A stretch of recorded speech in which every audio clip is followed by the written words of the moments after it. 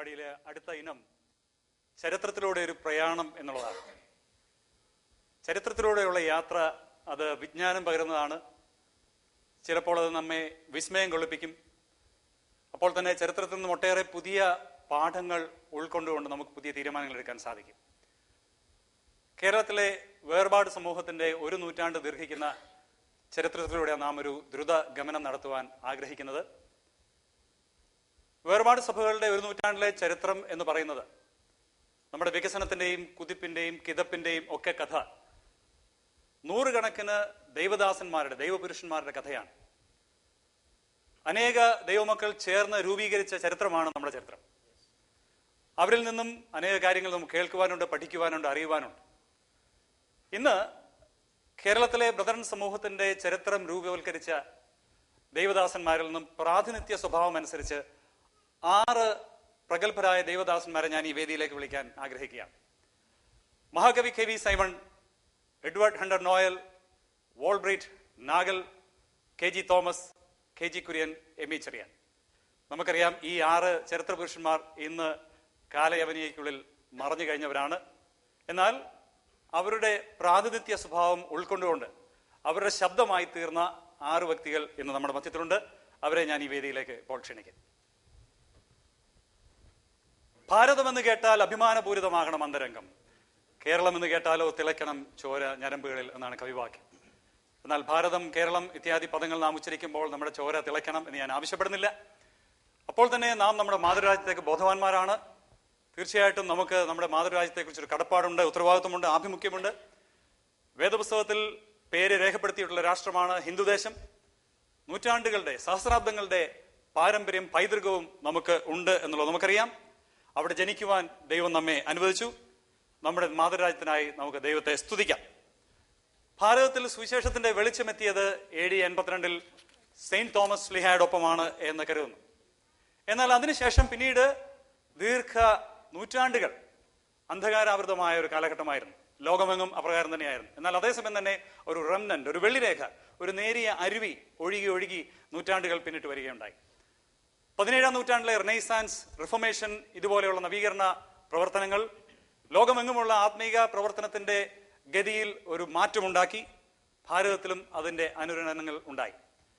1825 അയർലൻഡിലെ ഡബ്ലിനിൽ അന്ന് ബ്രദറൻ പ്രസ്ഥാനത്തിന്റെ ബീജാവാപം ചെയ്യുകയുണ്ടായി. പിന്നീട് 1832 പ്ലിമത്ത് കേന്ദ്രമാക്കി ഒരു സഭ രൂപം കൊണ്ടു. 1200 അംഗങ്ങൾ അന്ന് അവിടെ ഉണ്ടായിരുന്നു. ബ്രദറൻ പ്രസ്ഥാനത്തിന്റെ ആദ്യകാല പ്രവർത്തകർ doctor Edward Cronin, Edward Wilson, F Hutchinson, William Stokes, JV Parnell, JN Darby and Anthony Norris Groves എന്നീ മഹൽ വ്യക്തികളായിരുന്നു. അതിൽ ആന്റണീസ് നോറിസ് ഗ്രോവ്സ് എന്ന വ്യക്തിയാണ് ഭാരതത്തിലേക്ക് സുവിശേഷവുമായി അല്ലെങ്കിൽ ബ്രദറൻ വിശ്വാസവുമായി കടന്നു വന്നത്. അദ്ദേഹം കർണാടകത്തിലാണ് വന്നതെങ്കിലും പിന്നീട് ഭാരതത്തിൽ വരികയുണ്ടായി, കേരളത്തിലെത്തുകയുണ്ടായി. ആന്റണി നോറിസ് ഗ്രോവ്സിന്റെ ശിഷ്യനായിരുന്നു ജോൺ അരുളപ്പൻ. ജോൺ അരുളപ്പന്റെ ശിഷ്യനായിരുന്നു മത്തായി ഉപദേശി. ഇവരിരുവരും കേരളത്തിൽ വന്ന് വേർപാട് ഉപദേശങ്ങൾ പഠിപ്പിക്കുകയുണ്ടായി. അതിനെ തുടർന്ന് യുസ്തൂസ് ജോസഫും തമിഴ് ഡേവിഡും ഒക്കെ വരികയുണ്ടായി. പ്രത്യേകമായി ശ്രദ്ധിക്കപ്പെടുന്ന ഒരു നാമമാണ് കെസ്വിക് കൺവെൻഷനിൽ പ്രസംഗകനായി വന്ന JG ഗ്രെഗ്സൺ. തുടർന്നുള്ള ചരിത്രം നമുക്ക് ഈ 6 മഹാരഥന്മാരുടെ ആയിട്ടുള്ള ചർച്ചയിൽ കൂടെ ഉരുത്തിരിയുവാൻ വേണ്ടി നമുക്ക് അവരിലേക്ക് നമ്മുടെ ശ്രദ്ധയെ തിരിക്കാം. ആദ്യമായിട്ട് നമുക്ക് ചോദ്യം ചോദിക്കുവാനുള്ളത് മഹാകവി KV സൈമൺ സാറിനോട് തന്നെയാണ്.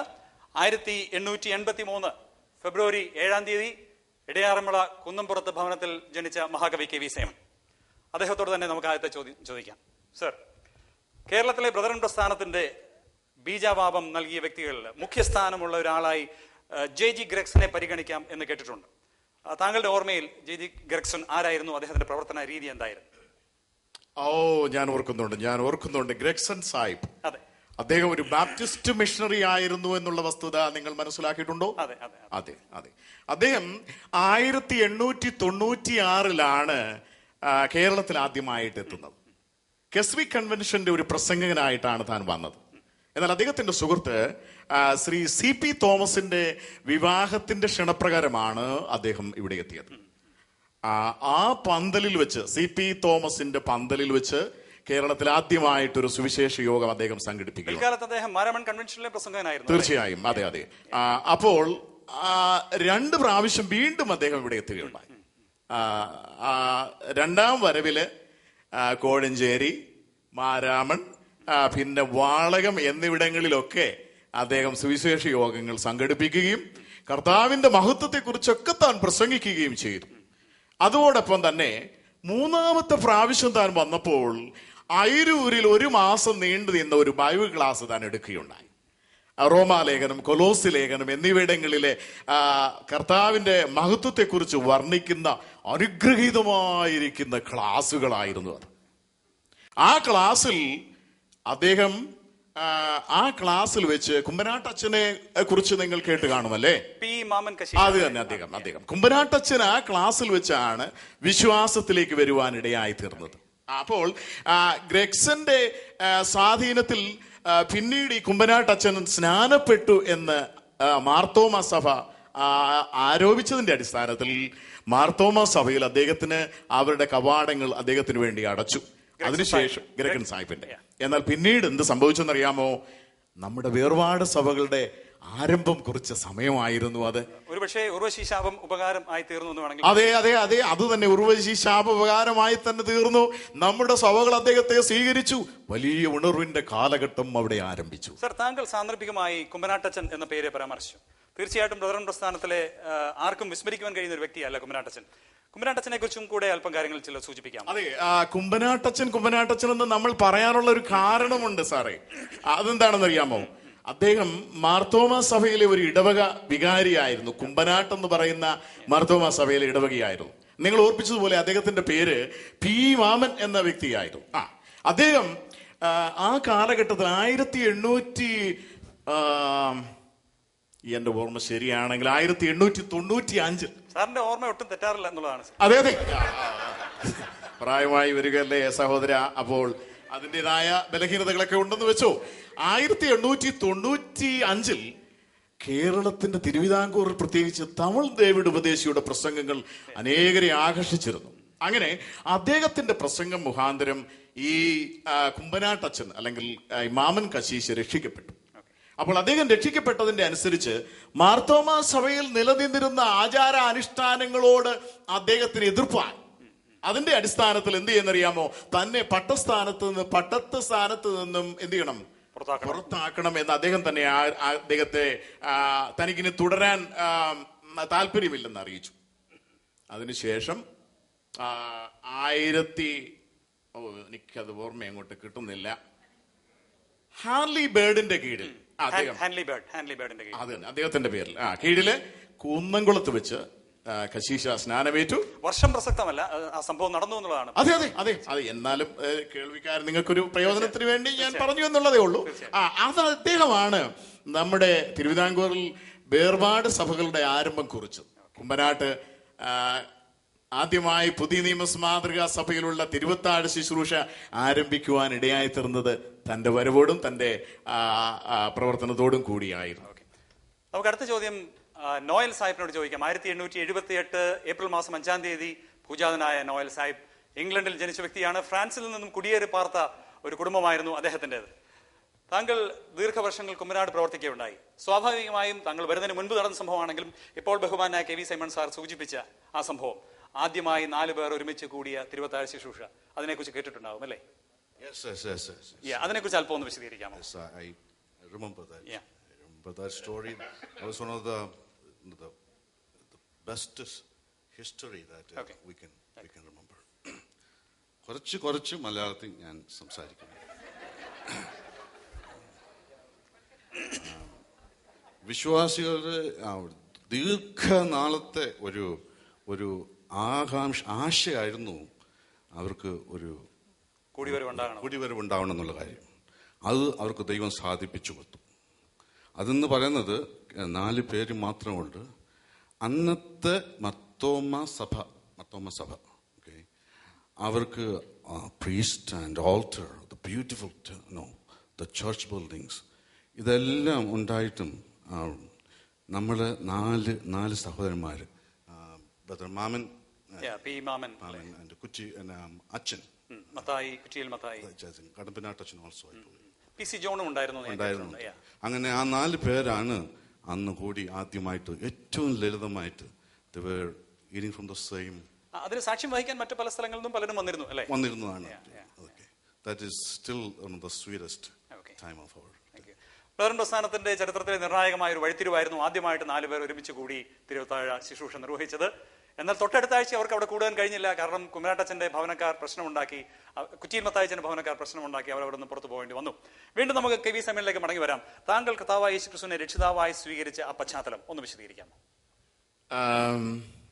എന്റെ ഓർമ്മ ശരിയാണെങ്കിൽ 12 വയസ്സുള്ളപ്പോഴാണ്, ഞാൻ നേരത്തെ ഓർപ്പിച്ചല്ലോ, തമിഴ് ഡേവിഡ് ഉപദേശിയുടെ പ്രസംഗം ആ കാലങ്ങളിൽ ആ പ്രശസ്തമായിരിക്കുന്ന നിലയിൽ നടന്നുകൊണ്ടിരുന്നു.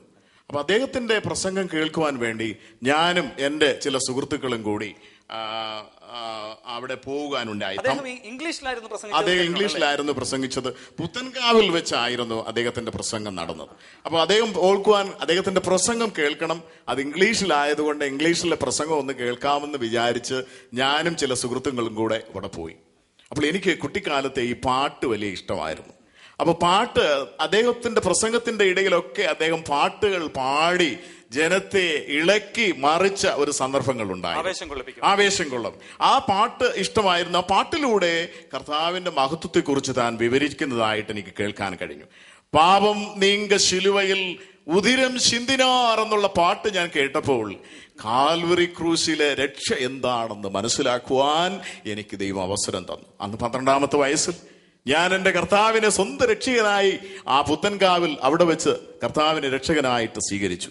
അവൻ എന്റെ രക്ഷകനായി തീർന്നതിനായിട്ട് ഞാൻ ദൈവത്തെ സ്തുതിക്കുന്നു. കർത്താവിനെ രക്ഷിതാവായി സ്വീകരിച്ച ശേഷം താങ്കൾ മർത്തോമാ സഭയിൽ തന്നെ ആയിരിക്കുമ്പോൾ ആത്മീയ പ്രവർത്തനങ്ങൾ വളരെ ജാഗരൂകനായിരുന്നു, വളരെ ഗൗരവത്തോടെ കാര്യങ്ങൾ പങ്കെടുത്തിരുന്നു എന്ന് ഞാൻ മനസ്സിലാക്കുന്നുണ്ട്. എന്നാൽ പിൽക്കാലത്ത് മർത്തോമാ സഭ താങ്കളെ പടിയടച്ച് പിണ്ടം വെക്കുകയുണ്ടായി, സഭയിൽ നിന്ന് പുറത്താക്കുകയുണ്ടായി. ആ ചരിത്രം കൂടെ ഒന്ന് സൂചിപ്പിക്കാമോ? 1915 ആ സംഭവം ഉണ്ടായത്. മാർത്തോമാ മെത്രാപ്പോലീത്തയുടെ നിർദ്ദേശപ്രകാരം അന്നത്തെ സഭാ സെക്രട്ടറി എന്നെ അവരുടെ SD സെമിനാരിയിലേക്ക് ക്ഷണിക്കുകയുണ്ടായി. അവരുടെ വികാരി ജനറൽ ആയിരുന്ന കോവൂർ അച്ഛനാണ് അന്ന് എന്നെ വിസ്തരിച്ചത്. മെത്രാപ്പോലീത്തയും അടുത്ത മുറിയിൽ ഉണ്ടായിരുന്നു. അപ്പോൾ അവർ വിസ്തരിക്കാൻ തുടങ്ങിയപ്പോൾ ഞാൻ ചോദിച്ചു, നിങ്ങൾ ഏത് പ്രമാണം അനുസരിച്ചാണ് എന്നെ എന്ന് വിസ്തരിക്കുന്നത് എന്ന് ചോദിച്ചു. അവർക്ക് മറുപടി ഉണ്ടോ? മറുപടിയില്ല. വ്യക്തമായ മറുപടി അവർക്ക് പറയുവാൻ കഴിഞ്ഞിരുന്നില്ല. അപ്പൊ ഞാൻ വീണ്ടും ചോദിച്ചു. മർത്തോമാ സഭയ്ക്ക് അന്ന് ലിഖിതമായ കാനോൻ ഉണ്ടായിരുന്നില്ല. അന്ന് ലിഖിതമായ കാനോനൊന്നുമില്ല. വേദപുസ്തകത്തിന്റെ അടിസ്ഥാനത്തിലായിരുന്നു അവർ പോയിക്കൊണ്ടിരുന്നത്. അപ്പോൾ ഞാൻ ചോദിച്ചു, എന്നെ വിസ്തരിക്കുന്നത് വേദപുസ്തകത്തിന്റെ അടിസ്ഥാനത്തിലാണോ കാനോനിന്റെ അടിസ്ഥാനത്തിലാണോ എന്ന് ഞാൻ ചോദിച്ചു. അതിനും അവർക്ക് ഉത്തരം കൊടുക്കുവാൻ കഴിഞ്ഞില്ല, കുടുങ്ങിപ്പോയി. എന്നാൽ 1915 ഡിസംബർ മാസം 25-ാം തീയതി തിരുവേനിയുടെ കൽപ്പന പുറപ്പെടുവിച്ചു. അവരെന്നെ മുടക്കിയിരിക്കുന്നതായിട്ട്. അത് ഒരു വലിയ ചരിത്ര സംഭവമായിരുന്നു എന്നുള്ളത് ഓർത്ത് അത് ദൈവത്തിന്റെ ഹിതമായിരുന്നു. അനുഗ്രഹത്തിന് കാരണമായി തീർന്നു. ദൈവം സഹായിച്ചു. അത് ഒരു അനുഗ്രഹത്തിന്റെ കവാടം തുറക്കുന്ന ഒരു അനുഭവമായിരുന്നു. സത്യത്തിൽ കേരളത്തിന്റെ തെക്കൻ മേഖലകളിൽ ബ്രദറൻ വിശ്വാസം രൂഢമൂലമാകുന്നതിന് മുൻപ് തന്നെ വടക്കൻ ഭാഗങ്ങൾ ഒരുപക്ഷെ വ്യത്യസ്തമായ ഒരു പേരുകളായിരുന്നെങ്കിൽ കൂടെ അവിടെ ഈ വിശ്വാസത്തിന്റെ ആദ്യ കിരണങ്ങൾ പ്രത്യക്ഷമായി കഴിഞ്ഞിരുന്നു.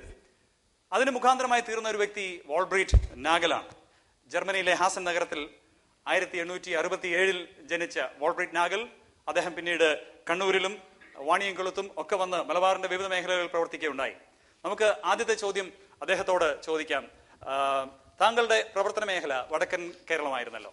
ആ അവസരത്തിൽ വളരെ പിന്നീടാണ് കേരളത്തിലെ തെക്കൻ മേഖലകളിൽ ബ്രദറൻ വിശ്വാസം രൂഢമൂലമാകുന്നത്. ആ അവസരത്തിൽ തന്നെ താങ്കൾ അവിടെ പ്രവർത്തനം ആരംഭിച്ചു. താങ്കളുടെ ശിഷ്യന്മാർ ഒരുമിച്ച് പ്രവർത്തിച്ചു. വ്യത്യസ്തമായ പേരായിരുന്നു എന്നാണ് ഞാൻ കരുതുന്നത്. അതിനെക്കുറിച്ചൊന്ന് വിശദീകരിക്കാമോ? Thank you, Mr. Koshi, for inviting me. ഞാനും എൻ്റെ സഹപ്രവർത്തകരും ഞങ്ങൾ നോർത്ത് തിരുവിതാംകൂറിലും കൊച്ചിയിലും മലബാറിലും വേർപെട്ട സഭകൾക്ക് അടിസ്ഥാനം ഇടുകയുണ്ടായി. ആദ്യകാലങ്ങളിൽ ഞങ്ങൾ ബ്രദറൻ എന്ന പേര് സ്വീകരിച്ചില്ല. പിന്നീട് തൃച്ചൂരിൽ ഞങ്ങൾ പോയപ്പോൾ വേർപെട്ടവരെ അവർ വിളിച്ചിരുന്നത് നാഗൽ മിഷൻകാർ എന്നായിരുന്നു. ഇടക്കാലത്ത് അൺഡിനോമിനേഷണൽ ചർച്ച് എന്നുള്ള പേരും ആളുകൾ ഉപയോഗിച്ചിരുന്നു. ആ സമയങ്ങളിൽ തന്നെ ഞാൻ ക്രിസ്തീയ സ്നാനം എന്ന വിശ്വാസ സ്നാനത്തെ കുറിച്ച് ഒരു പുസ്തകം എഴുതുകയുണ്ടായി. എന്നാൽ കേരളത്തിൽ മലയാള ഭാഷയിൽ ഉണ്ടായ ആദ്യത്തെ അപ്പോളജറ്റിക് ബുക്കാണ് അതാണ് എന്നാണ് ഞാൻ മനസ്സിലാക്കുന്നത്. അതെ, പ്രൈസ് ഗോഡ്. ഞാനും ആ പുസ്തകം എഴുതിയതിനു ശേഷം mister Daniel K N Daniel Right. വളരെ രൂക്ഷമായിട്ട് എനിക്ക് എതിരായിട്ട് ഒരു പുസ്തകം ഈ എഴുതുകയും പുസ്തകത്തിലെ ആശയങ്ങൾക്കെതിരെ ആശയങ്ങൾക്കെതിരായിട്ട്. അത് ശിശുസ്നാനം എന്ന തലക്കെട്ടിൽ ആണ് താൻ എഴുതിയത്. അപ്പോൾ തന്നെ മിസ്റ്റർ സൈമൺ, മിസ്റ്റർ സൈമൺ താൻ വളരെ വിമർശിച്ചുകൊണ്ട് ശിശുസ്നാന കുടാരം എന്ന് പറഞ്ഞ് ഒരു പുസ്തകം എഴുതുകയുണ്ടായി. Thank you mister Simon. Okay, താങ്കളുടെ തന്നെ രക്ഷിക്കപ്പെട്ട ആ കഥ, അതുപോലെ ബാല്യ കൗമാരകാലങ്ങൾ, മിഷൻ പ്രവർത്തനത്തിലേക്ക് വന്നത്, കേരളത്തിലേക്ക് വന്നത്, അങ്ങനെയുള്ള പ്രാരംഭകാല ചരിത്രങ്ങൾ കൂടെ ഒന്ന് സൂചിപ്പിക്കാമോ? എൻ്റെ 18-ാമത്തെ വയസ്സിലാണ് ഞാൻ കർത്താവിനെ സ്വന്തം രക്ഷിതാവായിട്ട് സ്വീകരിച്ചത്. ആ സമയങ്ങളിൽ തന്നെ ഞാൻ ബൈബിൾ പഠിക്കുവാനായിട്ട് തുടങ്ങി. അപ്പോൾ തന്നെ ഞാൻ ലൂതറൻ ചർച്ചിന്റെ അഫിലിയേഷനിൽ പ്രീസ്റ്റ്ഹുഡ് എടുത്തു. അതിനുശേഷം ഞാൻ വളരെ വിശാലമായിട്ട് ബൈബിൾ പഠിച്ച് ബാസൽ മിഷൻ അവരോട് ചേർന്ന് പ്രവർത്തിച്ച് ഞാൻ 93-ൽ കണ്ണൂരിലേക്ക് വന്നു. അവിടെ വെച്ചാണ് ദൈവം എന്നോട് ഇടപെടുകയും ആത്മാർത്ഥമായിട്ട് സുവിശേഷ പ്രവർത്തനത്തിൽ ഇടപെടണം എന്ന് മനസ്സിലാക്കി ബൈബിൾ ആഴമായിട്ട് ഞാൻ പഠിച്ചതിൻ്റെ അടിസ്ഥാനത്തിൽ ബാസൽ മിഷൻ ഞാൻ വിട്ടു. പിന്നീട് ഞാനും എൻ്റെ ഒരു സഹപ്രവർത്തകനോട് ചേർന്ന് ഞങ്ങൾ ഒരു കാലവണ്ടിയിൽ കയറി എൻ്റെ വീട്ടു സാധനങ്ങളെല്ലാം ഞാൻ അതിൽ വെച്ചിട്ട് അവന് ഞാൻ 10 രൂപ കൊടുത്തിട്ട് പറഞ്ഞു, യെസ്, എബ്രഹാം ബൈ ഫെയ്ത്ത് പോയതുപോലെ ഞങ്ങളും ബൈ ഫെയ്ത്ത് അങ്ങ് പോയി. By faith. ഈ കാലവണ്ടിക്കാരൻ ഞങ്ങളെ കൊണ്ടുകൊണ്ട് നിർത്തിയത് കുന്നംകുളത്തായിരുന്നു. അവിടെ ഞങ്ങൾ ഇറങ്ങിയപ്പോൾ ഞങ്ങളുടെ മുന്നിൽ കണ്ടത് സുവിശേഷാലയം എന്നൊരു ബോർഡായിരുന്നു.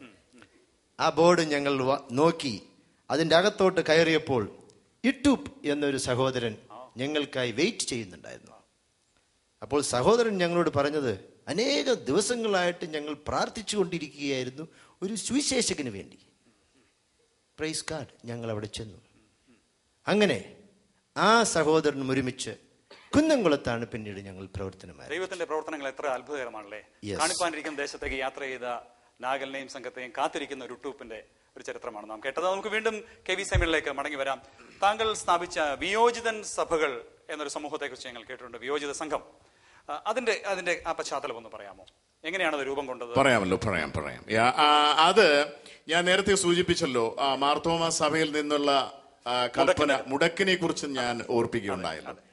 ആ മുടക്കിന്റെ ഫലമായിട്ട് വേർപാടിന്റെ ഉപദേശങ്ങളിൽ പ്രത്യേകിച്ച് മധ്യ തിരുവിതാംകൂറിൽ അനേക സ്ഥലങ്ങളിൽ വ്യാപിക്കുവാനിടയായി.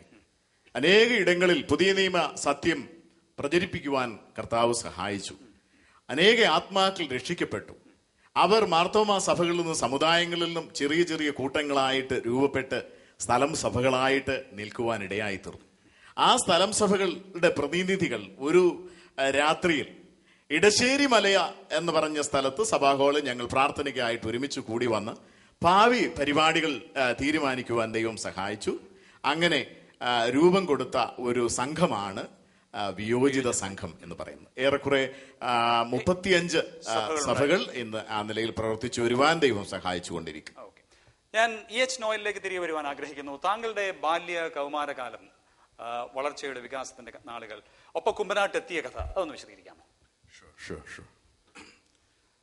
ഞാൻ മുമ്പ് പറഞ്ഞു 1901 ഞാൻ കർണാടകയിൽ എത്തുന്നത്.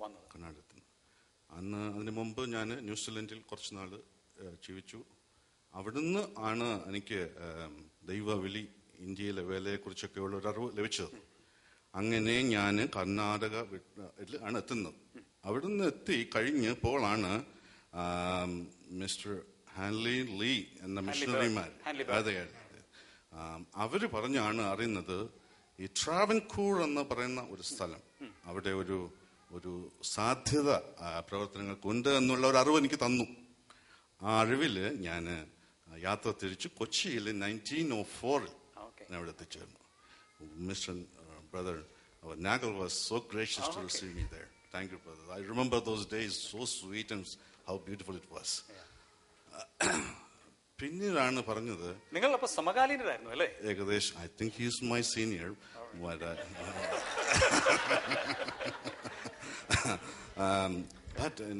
ഞാൻ നിങ്ങൾ ഓർക്കണം 1904 ഞാൻ കൊച്ചിയിൽ വന്നെങ്കിലും 1921 ആയപ്പോഴാണ് സെൻട്രൽ ട്രാവൻകൂറിലെ മധ്യ തിരുവിതാംകൂറിലെ പ്രവർത്തനങ്ങളെ കുറിച്ച് അത് വിപുലീകരിക്കുന്ന ഒരു മധ്യ തിരുവിതാംകൂർ സൈമൺ സാർ പറഞ്ഞു മധ്യ തിരുവിതാംകൂർ എന്ന സ്ഥലത്ത് ഉള്ള പ്രവർത്തനങ്ങൾ വിപുലീകരിക്കണമെന്നുള്ള ആഗ്രഹം ഉണ്ടായി. അപ്പോഴാണ് ഒരു ഞങ്ങളുടെ ഹൃദയം പൊടിഞ്ഞുപോയ, വേദനപ്പെട്ട, നൊമ്പരപ്പെട്ട ഒരു സാധാരണ സംഭവം അവിടെ ഉണ്ടാകുന്നു. പുനലൂര് ഞങ്ങളുടെ പ്രവർത്തനങ്ങൾ വ്യാപിക്കാനായിട്ട് ഞങ്ങൾ ശ്രമിച്ചു. അവിടെ ഒരു മിഷൻ സ്ഥാപിക്കണം എന്നുള്ള ഒരു ആഗ്രഹം അവിടുത്തെ പാവപ്പെട്ടവരായ വിശ്വാസികൾ. താങ്കൾ ഒരു പക്ഷേ സിറിയൻ ബ്രദറൻ ചർച്ചിന്റെ രൂപവൽക്കരണത്തെ കുറിച്ച് ആയിരിക്കുമല്ലോ പറഞ്ഞു വരുന്നത് അല്ലേ? അതിനു മുൻപ് ഞാൻ അതിലേക്ക് വരാം. അതിനു മുൻപ് എനിക്ക് കെ വി സൈമണോട് ചോദ്യം ചോദിക്കാനുണ്ട്. സാർ, അന്നത്തെ സുവിശേഷ പ്രവർത്തന രീതികൾ എങ്ങനെയായിരുന്നു? വളരെ സന്തോഷം. ആ കാര്യങ്ങളെ കുറിച്ച് വിവരിക്കുന്നതിൽ എനിക്ക് അതിയായ സന്തോഷമുണ്ട്.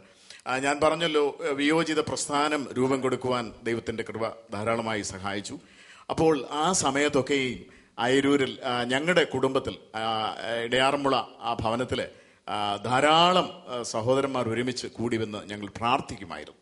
അവിടെ നിന്ന് പ്രാർത്ഥിച്ച് ഞങ്ങൾ ഭവന സന്ദർശനം ഒരു പ്രധാനപ്പെട്ട വേലയായിരുന്നു. അതുപോലെ തന്നെ ഞങ്ങൾ അവിടെയുള്ള ചെറിയ ഗ്രാമങ്ങളിൽ കൂട്ടമായിട്ട് പോയി പരസ്യ വേലയും ആളാമ്പ്രതി വേലയൊക്കെ ചെയ്തു തെരുവോരങ്ങളിൽ ഒക്കെ പ്രസംഗിക്കുവാൻ ദൈവം സഹായിച്ചു. അത് മുഖാന്തരം അനേക ആത്മാക്കൾ അവരുടെ പാപത്തെ ഏറ്റുപറയുവാൻ ദൈവം സഹായിച്ചു. അന്നത്തെ സുവിശേഷീകരണ പ്രവർത്തനങ്ങളുടെ മുഖ്യ രീതിയായിരുന്നു തെരുവോര പ്രസംഗങ്ങൾ. നമുക്ക് ഒരു മാതൃക തെരുവോര പ്രസംഗം ഇപ്പോൾ കാണാം.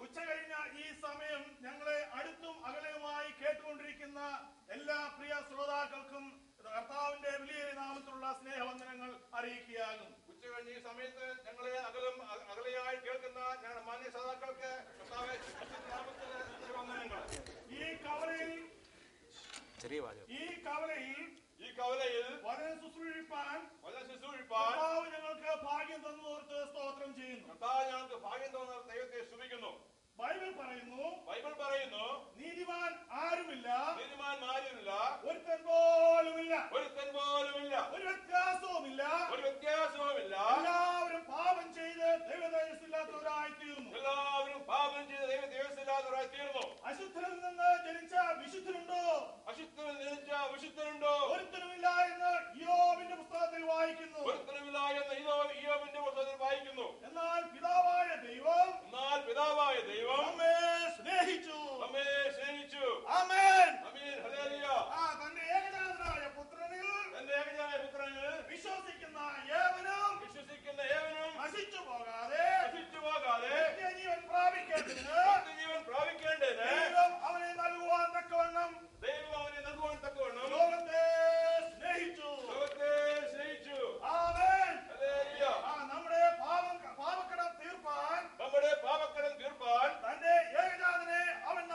നമുക്കായി തന്നു. തന്റെ ഏകജാതനെ അവൻ നമുക്കായി തന്നു. യോഹന്നാൻ സ്നാപകൻ പറയുന്നു, യോഹന്നാൻ സ്നാപകൻ പറയുന്നു, ഓ ഇതാ ലോകത്തിന്റെ പാപത്തെ ചുമക്കുന്ന ദൈവത്തിന്റെ കുഞ്ഞാട്. ഇതാ ലോകത്തിന്റെ പാപം ചുമക്കുന്ന ദൈവത്തിന്റെ കുഞ്ഞാട്. ആമേൻ. ആമേൻ. ഹല്ലേലൂയ. ഹല്ലേലൂയ.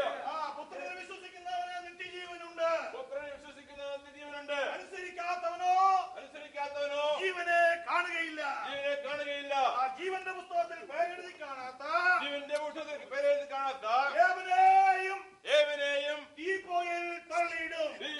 തള്ളിയിടും. അല്ലല്ല മാനസാന്തരപ്പെടാൻ ഞാൻ നിങ്ങളെല്ലാവരും അങ്ങനെ തന്നെ നശിച്ചു പോകും. ഹല്ലേലൂയ.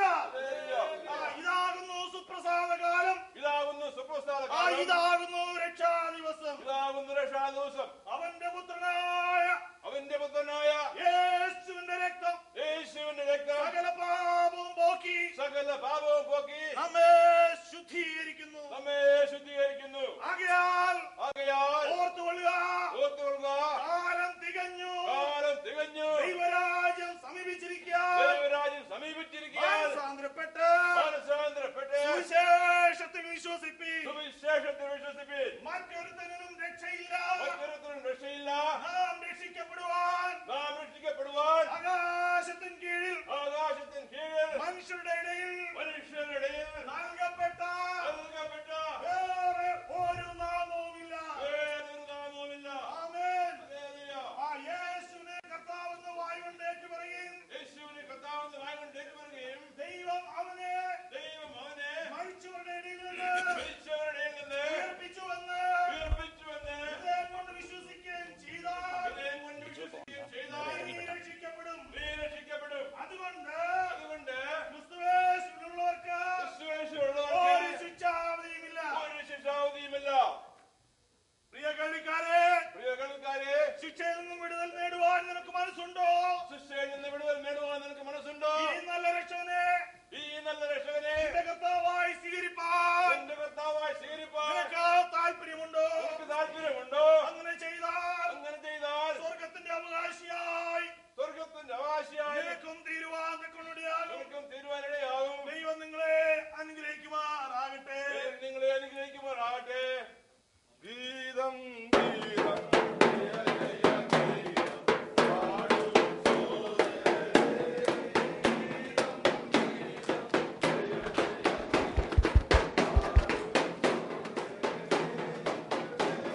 സാങ്കേതികത്വം, ടെക്നോളജി അധികം വികസിച്ചിട്ടില്ലായിരുന്നു ദശാബ്ദങ്ങൾക്ക് മുൻപ്. പക്ഷേ ഇന്ന് നമുക്കുള്ളതിനേക്കാൾ കൂടുതൽ ആവേശവും ആഗ്രഹവും സുവിശേഷ പ്രചരണത്തിൽ അവർക്കുണ്ടായിരുന്നു. അതുകൊണ്ടാണ് അനേക ആത്മാക്കൾ അന്ന് കർത്താവിലേക്ക് ആദായപ്പെട്ടത്. ഇന്ന് തീർച്ചയായിട്ടും ടെക്നോളജി വളരെയധികം വർദ്ധിച്ചിട്ടുണ്ട്, വികസിച്ചിട്ടുണ്ട്. പുതിയ മാനങ്ങൾ നാം കണ്ടെത്തി. കർത്താവിന്റെ വരവ് വളരെ സമീപമാണെന്നുള്ള ബോധ്യത്തോടെ കൂടുതൽ ആളുകളെ തീയിൽ നിന്ന് വലിച്ചെടുക്കുവാൻ ദൈവം നമ്മെ സഹായിക്കട്ടെ എന്ന് പ്രാർത്ഥിക്കുന്നു. വീണ്ടും നമ്മുടെ ചർച്ചയിലേക്ക് മടങ്ങി വരാം. നാം സംസാരിച്ചുകൊണ്ടിരുന്നത് സിറിയൻ ബ്രദറൻ സഭകളുടെ രൂപവൽക്കരണത്തെ കുറിച്ചായിരുന്നു. തുടരുക. ഞാൻ പറഞ്ഞു 1921 സെൻട്രൽ ട്രാവൻകൂറിൽ കേന്ദ്രമാക്കി പ്രവർത്തനങ്ങൾ നന്നായിട്ട് പോയിക്കൊണ്ടിരിക്കുന്നു. അങ്ങനെ 21 ആയപ്പോൾ പുനലൂരിലാണ് അവിടെ പ്രവർത്തനങ്ങൾക്ക് അല്പം കൂടെ വിപുലീകരിക്കണമെന്ന് സാധുക്കളായ പാവപ്പെട്ട വിശ്വാസികൾ ഞങ്ങളോട് ആവശ്യപ്പെട്ടു. അവർക്ക് ഒരു മിഷൻ പ്രവർത്തനത്തിനുള്ള സാധ്യത ഞങ്ങൾ ഒരുക്കി കൊടുക്കാൻ ആഗ്രഹിച്ചു. അതാണ് ഞങ്ങൾ ചെയ്തത്. അപ്പോഴത്തേക്കും you have to remember, I left my home about 30 years now. Okay, 30 ഓളം വർഷം കഴിഞ്ഞപ്പോഴാണ് ഞങ്ങളോട് ആവശ്യപ്പെടുകയും ഞങ്ങൾ ഒരു സ്ഥലം വാങ്ങിക്കാൻ ഒരു പ്ലോട്ട് അവർക്ക് കൊടുക്കാനുള്ള ഒരു തീരുമാനത്തിലെത്തും. അതിനുള്ള കാര്യങ്ങളൊക്കെ ഞങ്ങൾ പണപരമായിട്ടൊക്കെ ഞങ്ങൾ സഹായിക്കാൻ റെഡിയായിരുന്നു. അപ്പോഴാണ് ആ ട്രസ്റ്റില് ആരൊക്കെ ഉൾപ്പെടണം എന്ന ഒരു ആർഗ്യുമെന്റ് ഇന്നത്തെ പോലെ അന്നും സംഭവിച്ചിരുന്നു അല്ലേ? അതെ, I don't know, but it was so sad. I lost my home about 30 years. I lost everything. I came to all the way from France, New Zealand, Karnataka to Panalur, and they told us, പാശ്ചാത്യരായ ഒരു ആളും ആ ട്രസ്റ്റിൽ പാടില്ല എന്ന ഹൃദയം മുറിക്കുന്ന വാക്ക് ഞങ്ങളോട് കേട്ടു. ഞങ്ങൾ എന്നിട്ടും നിൽക്കാൻ ആഗ്രഹിച്ചു. ആ കുഞ്ഞുങ്ങൾക്ക് ഷൂസ് ഇല്ല, ഉടുപ്പില്ല, നിർധനരായ ആളുകൾക്ക് വീടുകളില്ല, കന്നുകാലികളില്ല, ആഹാരമില്ല, വസ്ത്രമില്ല. അതൊക്കെ ഓർത്ത് ഞങ്ങൾ അവിടെ നിൽക്കാൻ ശ്രമിച്ചു. Was too light. Travancore church അവിടെ രണ്ടായിട്ട് മുറിച്ചു. പി മാമന്റെ ഒരു സംഘം അങ്ങനെ മാറി. അത് സിറിയൻ ബ്രദർ എന്ന് പറഞ്ഞു. പിന്നെ എൻ്റെ കൂടെ കുറച്ച് പേര് നിന്നു. അവർക്ക് വേണ്ടിയിട്ടാണ് ഞാൻ പിന്നെ ഓപ്പൺ, അതാണ് ഓപ്പൺ ബ്രദർ എന്ന പേരില് ഞങ്ങൾ കുറച്ച് പാവങ്ങൾ മാത്രം, എൻ്റെ കൂടെ ആരും നല്ലവരാരും നിന്നില്ല, പാവങ്ങൾ മാത്രം നിന്നു. അപ്പോൾ Syrian Brethren church, open Brethren church, വിയോജിത സംഘം, അങ്ങനെ 3 സംഘങ്ങൾ അങ്ങനെ ആ സമയത്ത് ഉണ്ടായിരുന്നു നമ്മുടെ മധ്യത്തിൽ. കെ ജി കുര്യച്ചനും കെ ജി തോമസും നാം ഇപ്പോൾ ചർച്ച ചെയ്ത Nagel, K V Simon, Noel, ഈ മഹാരഥന്മാരുടെ കാലത്തിന് ശേഷം തൊട്ടു പിന്നാലെ എന്ന് വേണമെങ്കിൽ വിശേഷിപ്പിക്കാം വന്ന ബ്രദറൻ സമൂഹത്തിലെ അധികായന്മാരായിരുന്നു. അവരോട് ചില ചോദ്യങ്ങൾ നമുക്കിനി ചോദിക്കാം. കെ ജി തോമസിനോട് തന്നെ ചോദിക്കാം. ആദ്യത്തെ ചോദ്യം, ഞങ്ങളിപ്പോൾ ചർച്ച ചെയ്തുകൊണ്ടിരുന്ന താങ്കൾ ശ്രദ്ധിക്കുകയായിരുന്നല്ലോ, ഓപ്പൺ ബ്രദറൻ, സിറിയൻ ബ്രദറൻ, വിയോജിത സംഘം, ഇങ്ങനെ 3 സംഘങ്ങൾ ഉണ്ടായിരുന്നു ഒരു സമയത്ത്. ഈ 3 സംഘങ്ങളെയും കൂടെ ഒരുമിച്ച് ഒന്നാക്കുവാൻ വേണ്ടി താങ്കൾ ഒരു പരിശ്രമം നടത്തിയതായി ഞങ്ങൾ കേട്ടിട്ടുണ്ട്. അതിനെക്കുറിച്ചൊന്ന് പറയാമോ? വളരെ ശരിയായിട്ടുള്ള കാര്യം തന്നെയാണ് പറഞ്ഞത്. വളരെ ദുഃഖമുളവാക്കുന്ന കാര്യങ്ങളാണ്. വിശ്വാസികളായിരിക്കുന്ന ബ്രദറുകാരെന്ന് പറയുന്നവര് 3 സംഘങ്ങളായിട്ട് വ്യത്യസ്ത രീതികളിൽ അവർ പ്രവർത്തിച്ചുകൊണ്ടിരിക്കുകയായിരുന്നു. സമാന്തരമായിട്ട് 3 അരുവികളെ പോലെ ഒഴുകുന്ന പോലെ ആയിരുന്നു. എന്നാൽ ഇവരെ ഒന്ന് കൂട്ടിച്ചേർക്കണമെന്നുള്ള ദൈവാത്മാവിന്റെ പ്രേരണയാല് ഞാനും കെ തോമാച്ചനും കൂടെ കോട്ടയത്ത് വെച്ചൊരു സമ്മേളനം വിളിച്ചു കൂട്ടി. അതിന് കോട്ടയം കോൺഫറൻസ് എന്ന് അന്ന് അവരതിന് പേര് നൽകി. ആ കോൺഫറൻസിൽ പല കാര്യങ്ങൾ ഞങ്ങൾ സംസാരിച്ചുവെങ്കിലും ഒന്നും ഒത്തുചേർച്ചയാകുവാൻ കഴിഞ്ഞില്ല. അതിനെ തുടർന്ന് ഞങ്ങൾ വളരെ പ്രാർത്ഥിക്കുകയും അതെല്ലാം ചെയ്തതിന് ശേഷം കുമ്പനാട് സഭയിൽ നിന്നുള്ള അല്ലെങ്കിൽ ആ സഭയിൽ നിന്നുള്ള അനേക സഹോദരന്മാരും കൂടെ ചേർന്ന് വീണ്ടും ഒരു കൂടിക്കാഴ്ചയും ചർച്ചയും എല്ലാം നടത്തിയതിന്റെ ഫലമായിട്ട് ഞങ്ങൾക്ക് ഈ സഭകളെ എല്ലാം കൂടെ ഒന്നിച്ചു കൊണ്ടുവരുവാനായിട്ട് സാധിച്ചു. എന്നാൽ ഇതിനു മുൻപായിട്ട് തന്നെ 1929 ജനുവരി 20-ാം തീയതി ആണെന്ന് തോന്നുന്നു, മിസ്റ്റർ നോവലിന്റെ സഭയും ഓപ്പൺ ബ്രദറനും കെ വി സൈമൺ സാറിന്റെ വിയോജിത സംഘവും ഞങ്ങൾ ഒന്നിച്ച് ആരാധിക്കുവാൻ ഇടയായി. അങ്ങനെ ഇതിനെ തുടർന്നാണ് ഞങ്ങള് കുമ്പനാട് അച്ഛനുമായിട്ടുള്ള കൂടിക്കാഴ്ച നടത്തുന്നത്. അപ്പൊ കുമ്പനാട് അച്ഛൻ ഇതിന് സമ്മതിച്ചു. തനിക്ക് അത് ബോധ്യപ്പെട്ടപ്പോൾ തന്റെ വീട്ടുമുറ്റത്ത് ഒരു പന്തലിടുകയും അവിടെ ഞങ്ങള് കർത്താവിനെ ആരാധിക്കുകയും ചെയ്തു. അന്ന് ഇതിൽ നിന്ന് വേർപെട്ട് നിന്നിരുന്ന സഭകൾ ഞങ്ങൾ ഇങ്ങനെ യോജിച്ചു, കൂട്ടായ്മ ആചരിച്ചു എന്ന് കേട്ടപ്പോൾ അവരെല്ലാവരും ഒന്നിച്ചു വന്ന് ഞങ്ങൾ ഒരു ബ്രദറൻ പ്രസ്ഥാനമായിട്ട് മാറി. അത് ദൈവനാമ മഹത്വത്തിനായിട്ട് വളരെ അനുഗ്രഹമായിട്ട് ഭവിച്ചു. ഇന്നും അങ്ങനെ പോയിക്കൊണ്ടിരിക്കുന്നു. നമ്മുടെ സഭകളുടെ ചരിത്രത്തിലെ നിർണായകമായ ഒരു വഴിത്തിരിവായിരുന്നു. ഒരു വളരെ നിർണായകമായ വഴിത്തിരിവ്. 1904 കാർത്തികപ്പള്ളിയിൽ എരിക്കാവ് എന്ന ഗ്രാമത്തിൽ കല്ലറയ്ക്കൽ കുടുംബത്തിലാണ് ശ്രീ കെ ജി തോമസ് ജനിച്ചത്. നമുക്ക് വീണ്ടും നാഗലിലേക്ക് തിരികെ വരാം. താങ്കൾ ജയിലിൽ പോകാറുണ്ടായിരുന്നു അല്ലേ? തടവുപുള്ളിയായിട്ടല്ല, സുവിശേഷം അറിയിക്കാൻ വേണ്ടി. അതെ, ഗോസ്പൽ വർക്കിന് വേണ്ടി. അനുഭവങ്ങൾ എന്തെങ്കിലും ഒന്ന് പങ്കുവെക്കാം. ഞാൻ കൊച്ചിനിൽ ആയിരുന്നപ്പോൾ പതിവായിട്ട് ഞങ്ങൾ ജയിൽ ഇവാഞ്ചലിസം ചെയ്തിരുന്നു. അവിടെ നിന്നും ഞങ്ങൾ പരവൂർ ജയിലിൽ പോയി. അപ്പോ ഇന്ന് നമ്മുടെ ശിവദാസൻ സഹോദരനൊക്കെ ചെയ്യുന്ന താങ്കൾ തുടങ്ങിയതിന്റെ ഒരു തുടർച്ചയാണ്. തീർച്ചയായിട്ടും. അവിടെ വെച്ച് ഞങ്ങൾ 2 മർഡറേഴ്സിനെ പരിചയപ്പെട്ടു. അവരോട് സുവിശേഷൻ പറഞ്ഞു. അവർ രക്ഷിക്കപ്പെട്ടു. അതിനുശേഷം അവരുടെ കഴുത്തിൽ കയർ വീഴുന്ന ദിവസം വന്നു. അന്ന് അവർ നടന്നുകൊണ്ട് പോകുമ്പോൾ ഞാനും അവരുടെ കൂടെ പോയി. ആരാച്ചാരും കൂടെ ഉണ്ടായിരുന്നായിരിക്കണം. അതെ, ഞാനും ഒരുവനും കൂടെ പോയിട്ട് അവനോട് പിന്നെയും വചനത്തിൽ നിന്ന് കുറേ നേരം സംസാരിച്ചു. അവസാനം അവൻ പറഞ്ഞു, പാപക്കടം തീർപ്പാൻ യേശുവിൻ്റെ രക്തം മാത്രം എന്ന പാട്ട് അവൻ ഉച്ചത്തിൽ പാടി. ആ പാട്ട് പാടിയതിന് ശേഷം ഒരു ചെറിയ സാക്ഷ്യം താൻ പറഞ്ഞു. താൻ പറഞ്ഞിട്ട് ഇങ്ങനെ പറയുകയുണ്ടായി, പിതാവായ ദൈവമേ, തിരുക്കരങ്ങളിൽ അടിയനെ ഞാൻ ഏൽപ്പിക്കുന്നു എന്നവൻ പറഞ്ഞിട്ട് ഈ ലോകത്തിൽ നിന്ന് അവൻ കടന്നുപോയി. അതിനുശേഷം അവൻ്റെ ഈ സാക്ഷ്യം കേട്ട പലരും, ആ നാട്ടുകാരും, ഒത്തിരി പേര് കേട്ടവരെല്ലാം ഈ വചനം കേട്ട് കർത്താവിങ്കിലേക്ക് വരുവാനായിട്ട് ഇടയായി. താങ്കളുടെ ഗാനങ്ങൾ അതിമനോഹരമായ ഒരു ഗാനമാണ്, പാപക്കടം തീർക്കുവാൻ യേശുവിന്റെ രക്തം മാത്രം. നമുക്കിപ്പോൾ ആ ഗാനം കേൾക്കാം. പ്രിയ ലിജോ പാട്ട് നമുക്ക് വേണ്ടി പാടും.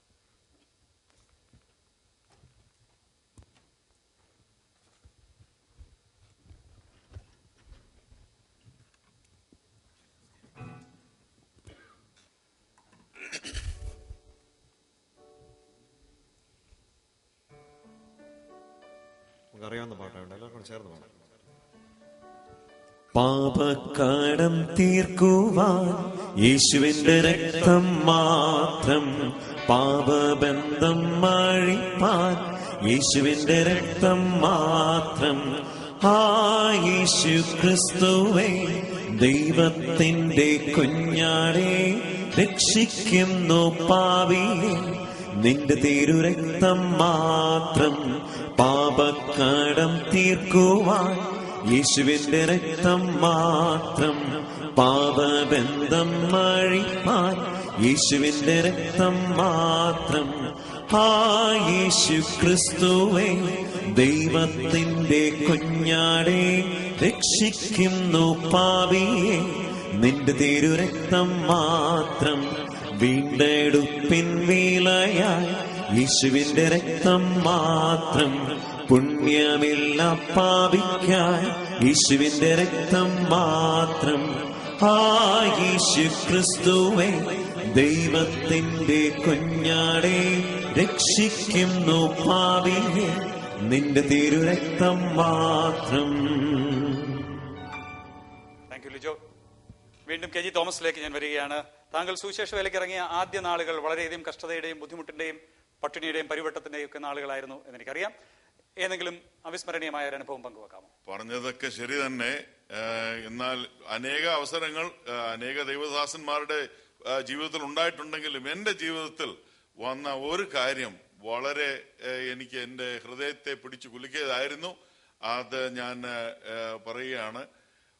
ഞാൻ കുമ്പഴയിൽ നിന്നും സുവിശേഷ വേലയ്ക്കായിട്ട് ഞാൻ പുതുപ്പള്ളിയിലേക്ക് ചെന്ന് കങ്ങഴയിൽ ചെന്ന് അവിടെ ചെന്ന് ഞാൻ സുവിശേഷ വേലയ്ക്കായിട്ട് എൻ്റെ സ്വന്തം ഭവനവുമായിട്ട് ഭാര്യയും കുഞ്ഞുമായിട്ട് ചെന്ന് താമസിച്ചു. ആ കാലങ്ങളിൽ ആണ് ഞാൻ ജോർജ് മുള്ളറുടെ ജീവചരിത്രം വായിക്കുവാനിടയായി.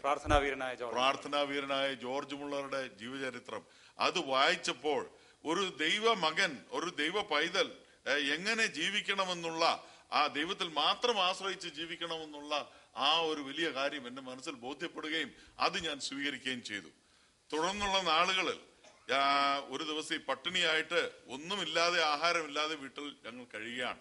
രണ്ടാമത്തെ ദിവസം ആയപ്പോഴേക്കും തളർന്ന കുഞ്ഞിന്റെയും ആ മാതാവിന്റെയും ആ ലക്ഷണമൊക്കെ കണ്ടപ്പോൾ അല്പ ഭയവും നീരസവും അല്പം ഇതൊക്കെ എനിക്ക് മനസ്സിൽ ഉണ്ടായി.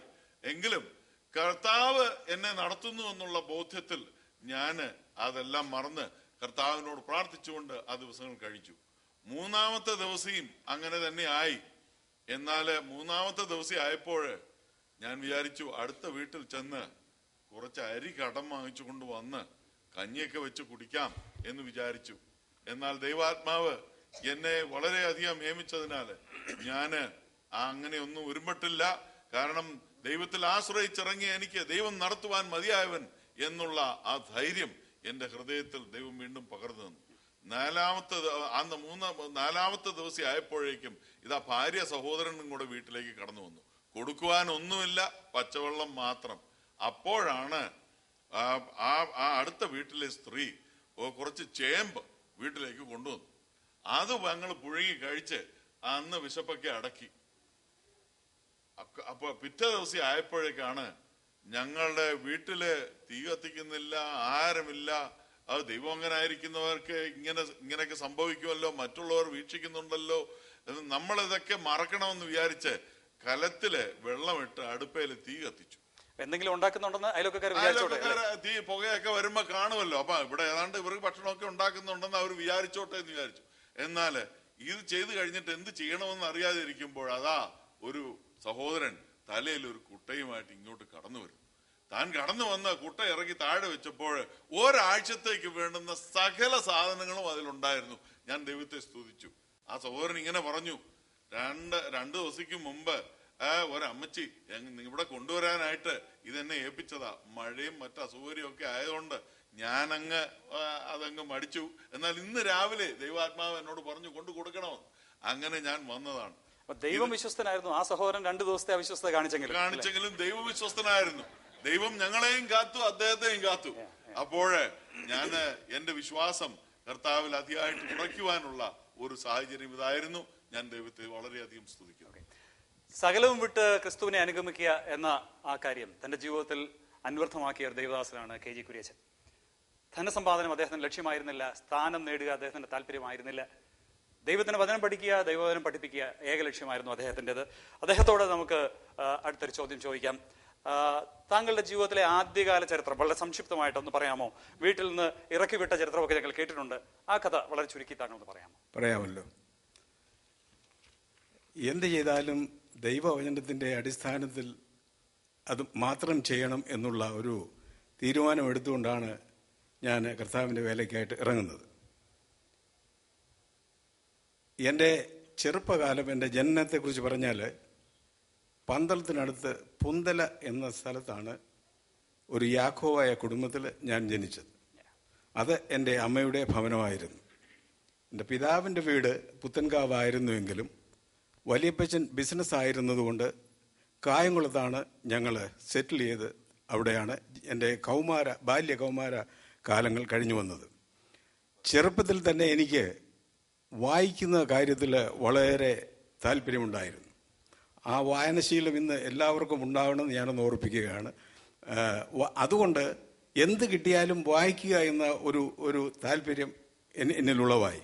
അന്ന് ന്യായമായിട്ടും കിട്ടാവുന്ന പുസ്തകങ്ങൾ അങ്ങനെ അധികമൊന്നും ഇല്ലാതിരുന്നത് കൊണ്ട് അവിടെ കായംകുളത്തുള്ള ഒരു ഹൈന്ദവ വായനശാലയിൽ ഞാൻ അംഗമായിട്ട് ചേർന്ന്, ഹൈന്ദവ വായനശാലയിൽ ഹൈന്ദവ ഗ്രന്ഥങ്ങളായിരുന്നു. അതെ, അങ്ങനെ ഞാൻ ഹൈന്ദവ ഗ്രന്ഥങ്ങൾ മിക്കവാറും വായിച്ച് തുടങ്ങി. പുരാണങ്ങളും അവരുടെ ഉപനിഷത്തുകളും അവരുടെ ഉപദേശങ്ങളും അവരുടെ രീതികളും എല്ലാം വായിച്ചു കഴിഞ്ഞപ്പോൾ ഈ യാക്കോബായ ആചാരങ്ങളെക്കാൾ കൂടുതലായിട്ട് ഈ ഹൈന്ദവ കാര്യങ്ങൾ എന്നെ ആകർഷിക്കുകയും അങ്ങനെ ഞാൻ കാവ്യവസ്ത്രമൊക്കെ ധരിച്ച് എൻ്റെ ജീവിതം അങ്ങനെ യുവത്വം അങ്ങനെ ആരംഭിക്കുകയും ചെയ്തു. ഒരു പക്ഷേ എൻ്റെ മാതാപിതാക്കന്മാരൊക്കെ വിചാരിച്ച് കാണും, ഇവൻ പുസ്തകം വായിച്ച് തലയ്ക്ക് നല്ല സുഖമില്ലാതായി തീർന്നുവെന്ന്. അത് അവരുടെ ചിന്തിച്ച് കാണും. എങ്കിലും ആ നിലയിൽ ഞാൻ വായിച്ചുകൊണ്ടിരുന്നു. അങ്ങനെ ഇരുന്നപ്പോഴാണ് സാധു സുന്ദർ സിംഗിൻ്റെ ജീവചരിത്രവും അദ്ദേഹത്തിൻ്റെ പ്രസംഗങ്ങളും എനിക്ക് വായിക്കാനിടയായത്. ഞാനത് പല പ്രാവശ്യം വായിച്ചു. ആ വായനയിൽ കൂടെ മനുഷ്യന് ഒരു രക്ഷ ആവശ്യമാണെന്നും ആ മനുഷ്യന് ഈ സ്വയമേ അവന് ദൈവത്തെ കാണുവാൻ സാധിക്കുകയില്ല എന്നും ഒരു പുതിയ മനുഷ്യനായിട്ട് തീർന്നുവെങ്കിൽ മാത്രമേ അവനെ ദൈവത്തെ കാണുവാൻ സാധിക്കുകയുള്ളൂ, ദൈവമായിട്ട് ബന്ധപ്പെടുവാൻ സാധിക്കുകയുള്ളൂ എന്നും എനിക്ക് മനസ്സിലായി. എങ്കിലും ആ വായനയും ആ പരിജ്ഞാനവും എന്നെ പുതുമനുഷ്യനാക്കി തീർക്കുന്നുവെന്ന് ഞാൻ വിശ്വസിച്ചില്ല. അങ്ങനെ ഇരിക്കുമ്പോഴാണ് മാവേലിക്കരയിൽ വെച്ച് ഒരു ക്രിസ്തീയ കൺവെൻഷൻ നടക്കുകയും ഞാൻ അവിടെ ചെന്ന് ആ പ്രസംഗങ്ങൾ കേട്ടപ്പോൾ എൻ്റെ ഹൃദയത്തിൽ വലിയ ഒരു ഒരു വേദന, നൊമ്പൻ അനുഭവപ്പെടുകയും ഞാനൊരു പാപിയാണെന്നും കർത്താവിനെ രക്ഷിതാവായി സ്വീകരിക്കേണ്ടത് ആവശ്യമാണെന്ന് മനസ്സിലാവുകയും അങ്ങനെ ആ പന്തലിൽ വെച്ച് എൻ്റെ ഹൃദയം ഞാൻ കർത്താവിനായിട്ട് കൊടുക്കുകയും ചെയ്തു. അത് മാവേലിക്കരയിൽ വെച്ചായിരുന്നു. അത് കഴിഞ്ഞിട്ട് ഞാൻ വേദപുസ്തകം വായിച്ചപ്പോൾ എന്നെ ഏറ്റവും ആകർഷിച്ച ഒരു വാക്യമാണിത്: സുവിശേഷത്തെക്കുറിച്ച് എനിക്ക് ലജ്ജയില്ല. വിശ്വസിക്കുന്ന ഏവനും, ആദ്യം യഹൂദനും പിന്നെ യവനും, അത് രക്ഷയ്ക്കായിട്ട് ദൈവശക്തിയാകുന്നു. ആ ശക്തിയിൽ മുൻപോട്ട് പോകണം എന്നുള്ള ഒരു തീരുമാനം എടുത്തുകൊണ്ടാണ് ഞാൻ ആ പന്തലിൽ നിന്ന് വരുന്നത്. അതിൻ്റെ ശേഷം എൻ്റെ ഭവനത്തിന് ചുറ്റും അവിടെയുള്ള സ്ഥലങ്ങളിൽ ചെറിയ ചെറിയ യോഗങ്ങൾ, മീറ്റിങ്ങുകൾ സംഘടിപ്പിക്കുന്നതിനും മറ്റുള്ളവരോട് ഈ എന്നെ സ്നേഹിച്ച് എന്നെ രക്ഷിച്ച, എന്നെ വീണ്ടെടുത്ത ഈ രക്ഷനെക്കുറിച്ച് ഞാൻ സംസാരിക്കുന്നതിനും താല്പര്യമുള്ളവനായി. സ്വാഭാവികമായിട്ട് ഇതറിഞ്ഞപ്പോൾ വീട്ടിൽ എതിർപ്പുണ്ടായി കാണുമല്ലോ, വീട്ടിൽ നിറക്കി വിടാനൊക്കെയുള്ള ഒരു തീരുമാനം തീർച്ചയായിട്ടും ഉണ്ടായി. യാക്കോബായ വിശ്വാസത്തിൽ നിന്ന് ഈ ഒരു വിശ്വാസത്തിലേക്ക് വന്നപ്പോഴും ഞാൻ രക്ഷിക്കപ്പെട്ടെന്നറിഞ്ഞപ്പോഴും എനിക്ക് വലിയ എതിർപ്പായിരുന്നു. അപ്പോൾ എനിക്ക് എതിർപ്പുണ്ടായിരുന്നുവെങ്കിലും ആ രീതിയിൽ എന്നെ അവരെ പീഡിപ്പിച്ചിരുന്നില്ല. എന്നാൽ ഞാൻ സൈമൺ സാറിനെ വിളിച്ച് ഞങ്ങളുടെ ആ ഏരിയയിൽ തന്നെ, ഞങ്ങളുടെ ആ സ്ഥലത്ത് തന്നെ വെച്ച് ഒരു യോഗം ഉണ്ടാകുകയും, അവിടെ പോയിരുന്നു അല്ലേ, പ്രിയ സൈമൺ സാറിനെ വിളിച്ച് അവിടെ ഒരു യോഗം നടത്തുകയും ആ യോഗത്തിൽ കർത്താവിൻ്റെ വേലയ്ക്ക് വേണ്ടി വേർപിടിയുന്ന വിഷയത്തെക്കുറിച്ചായിരുന്നു അന്ന് സൈമൺ സാറ് വളരെ ഗംഭീരമായിട്ട് സംസാരിച്ചത്. ആ പ്രസംഗം എന്നെ വെല്ലുവിളിക്കുകയും അവിടെ വെച്ച് ഞാൻ കർത്താവിൻ്റെ വേലയ്ക്കായിട്ട് എന്നെ പൂർണ്ണ സമയം വേലയ്ക്കായിട്ട് എന്നെ സമർപ്പിക്കുകയും ചെയ്തു. ഈ വിവരം ഞാൻ വീട്ടിൽ വന്ന് പറയുകയും അങ്ങനെ കർത്താവിൻ്റെ വേലയ്ക്ക് വേണ്ടി ഞാൻ വേർതിരിഞ്ഞു, എനിക്ക് അതിനുവേണ്ടി പോകണമെന്ന് പറയുകയും ചെയ്തപ്പോഴാണ് എൻ്റെ പിതാവിനോട് പറഞ്ഞത്, നിന്നെ ഞാൻ വള്ളത്തിൻ്റെ ചങ്ങലയിട്ട് പൂട്ടി ഈ വീട്ടിൽ നിന്നെങ്ങും പോകാൻ അനുവദിക്കില്ല എന്ന് പറഞ്ഞു. നിന്റെ വല്യപ്പച്ചന് ബിസിനസ്സാണ് തൊഴിൽ, ആ നിലയിൽ നീ മുൻപോട്ട് പോകണം എന്ന് പറഞ്ഞു. അപ്പം പറഞ്ഞു, കർത്താവ് പറയുന്നത് ഞാൻ വരുവോളം ഇത് വ്യാപാരം ചെയ്യാൻ, അതുകൊണ്ട് ഞാനും ഒരു ബിസിനസ്സിനാണ് പോകുന്നത് എന്ന് പറഞ്ഞുവെങ്കിലും അന്ന് രാത്രി ഞാനൊരു കത്തെഴുതി വെച്ചു. പീലാത്തോസിന്റെ മുദ്ര പൊട്ടിക്കുവാൻ ശക്തിയുള്ള കർത്താവിൻ്റെ ശക്തിയെ ഈ വള്ളത്തിൻ്റെ തുടലുകൊണ്ട് പൂട്ടുവിടാൻ അപ്പച്ചന് സാധ്യമല്ല എന്ന് എഴുതി. അതുകൊണ്ട് ഞാൻ കർത്താവിൻ്റെ വിളിക്കായിട്ട് ഇറങ്ങി ആണ് എന്ന് തീരുമാനിച്ചു എഴുത്തെഴുതി വെച്ചിട്ട് ഞാൻ യാത്രയായി. ഞാൻ പോകുമ്പോൾ എൻ്റെ കയ്യിൽ എൻ്റെ സമ്പത്തായിട്ടുണ്ടായിരുന്നത് ഒരു വേദപുസ്തകവും ഞാൻ വായിച്ചുകൊണ്ടിരുന്ന 1-2 പുസ്തകങ്ങളും. ഒന്നും വേണ്ട, അത് ഏറ്റവും വലിയ സമ്പത്താണ്.